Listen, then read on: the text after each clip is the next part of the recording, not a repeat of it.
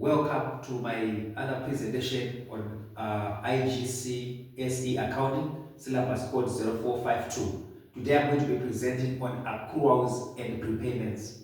And I actually decided to take a question from May-June 2024 QP23. Our question read, Lot pays 360 per annum for insurance. On 1 May 2023, insurance of $60 was prepaid. On 1 August, Lot paid 360 by bank transfer for the year 1 July 2023 to 30 June 2024. Okay. Required an insurance account for the year ended 30 April 2024. So what I'm saying is it's important here to take note of the financial year of the business. That's one important thing when you're dealing with accruals and prepayments. You need to know the financial year of the business. Like in this case, we know that this particular business, its year runs up to 30 April. So from 1 May to 30 April. That is the financial what? The financial year of this business. And remember, an insurance account is an expenditure account. Right? In an expenditure account, just like insurance account, ready payable account, all expenses are debited in an expense account. Okay? I will also do another question some time later on income accounts. But this one is an expenditure what? Account. So which means all payments we make, we debit them. Okay? Like in this case, we are being told that on 1 May 2023, insurance of $60 yet to be prepaid. So this is a prepayment. This is basically an amount relating to a future period that has been paid within the financial year. So what we do here is, since it has been prepaid, this amount becomes our balance BT on 2023 May 1. Bow what? BT. How much was it?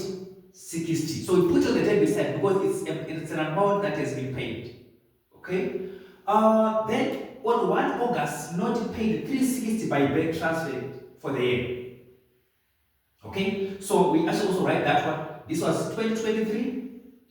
1 what? August. So August 1. We paid by bank transfer. How much? This is bank. So we paid 360 by bank. Like this. Okay? Then we are told that Lot pays 360 per annum for insurance. So it means that our annual expenditure pay for insurance is how much? 360 at the end of the year. So which means that on 2024 April 30, okay, income statement. How much goes there? 300 what? 360. That's our annual charge for insurance. So it goes there. We are told there. Lot pays 360 per annum for what? For insurance. So 2024 April 30, 360 goes to our insurance. Okay? Is there any other payment that was actually made? No, we don't have. So now I want to calculate and see whether there was a prepayment or with an accrual on our insurance. So if I'm going to calculate there, you see that on this side we have 360 plus 60, which gives us 420. So I'm going to have 420 on this side. We're going to just balance the account as we always do it. Yes, so you're going to have 420 as well. So it means that in 2024 April 30, we had a balance CD of how much? Our CD, the difference between this and that, which is actually what? 60. Right? This balance CD now becomes our balance BT as at 2024 1 what? May 1. Bow BD. It becomes 60. Like this. So that is how we do we actually treat our accruals and prepayments. It's very important to know the financial year of the business. When does our year start?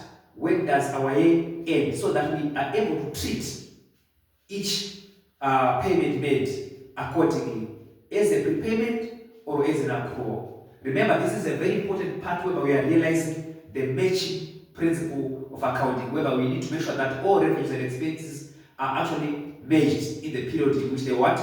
Incurred. Thank you very much for watching. Please do not forget to subscribe, like, and share. Meet you in our next segment.